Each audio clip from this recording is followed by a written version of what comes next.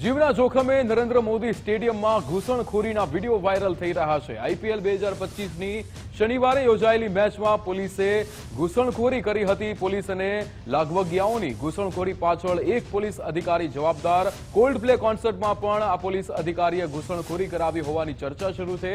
ઘૂસણખોરી મામલે પોલીસ અધિકારી સાથે એક અધિકારી બોલાચાલી થઈ હતી। લાગવગિયાઓને મેઇન ગેટથી અંદર પ્રવેશ અપાવવા જે રીતે પોલીસ વાનનો પણ ઉપયોગ થતો હોય તેવી ઘટના સામે આવી હતી। નરેન્દ્ર મોદી સ્ટેડિયમમાં સુરક્ષાને લઈને અનેક સવાલો ઉભા થઈ રહ્યા છે। ન્યૂઝરૂમથી બંકિમ આપણી સાથે લાઈવ જોડાઈ ગયા છે। બંકિમ, જે રીતે આખી આ ઘટના સામે આવી છે, સ્ટેડિયમમાં ઘૂસણખોરી થઈ રહી છે, આઈપીએલ 2025ની શનિવારની મેચ, જેમાં લાગવગિયાઓ અને પોલીસ વચ્ચે જે રીતે આ સાંઠગાંઠ થઈને ઘૂસણખોરી કરવામાં આવતી હોય તેવી ઘટના। આ ઘટના પહેલી નથી, પહેલા તો જણાવી દઉં।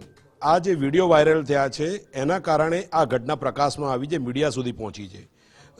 જાણકાર જે મળી રહી છે સૂત્રો પાસેથી, કોલ્ડ પ્લે કોન્સર્ટમાં પણ આવી રીતે ઘૂસણખોરી કરવામાં આવી હતી। જે લોકોને ટિકિટ નથી ખર્ચવી અથવા લાગવગ ચલાવીને મફતમાં કોઈ કોન્સર્ટ જોવી છે અથવા તો મેચ જોવી છે, એવા લોકો ચોક્કસ પોલીસ અધિકારીઓનો સંપર્ક કરે છે અને આ પોલીસ અધિકારીઓ સરકારી પોલીસ વાનનો ઉપયોગ કરીને તેમને મુખ્ય ગેટથી અંદર એન્ટ્રી અપાવે છે અને ત્યારબાદ એક નિર્ધારિત સમયે આ જે જગ્યા છે સ્ટેડિયમની એક જે જગ્યા જે છે, હવે કદાચ ત્યાં કોઈ આવા બીજા પણ ગેટ હોઈ શકે કે જ્યાંથી ઘૂસણખોરી થઈ શકતી હોય, પરંતુ જે સામે આવી છે વિડીયો એ પ્રમાણે લોખંડની એંગલ પકડીને જીવના જોખમે આ લોકો મફતમાં મેચ જોવા કે કોન્સર્ટ જોવા અહીંથી પ્રવેશ કરે છે।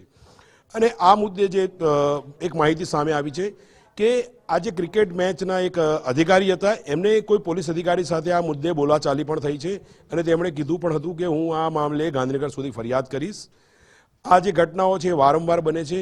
મહત્વની વાત એ છે કે આવી રીતે ઘૂસણખોરી કરાવીને અંદર લઈ જવા અને પોલીસ ચેકિંગ વિના આવી રીતે કોઈ પણ વ્યક્તિ અંદર ઘૂસે તો તે કોઈ હથિયાર પણ લઈ જઈ શકે છે, પ્રતિબંધિત ચીજવસ્તુ પણ લઈ જઈ શકે છે અને આવી કોઈ ઘટના બને તો જવાબદાર કોણ?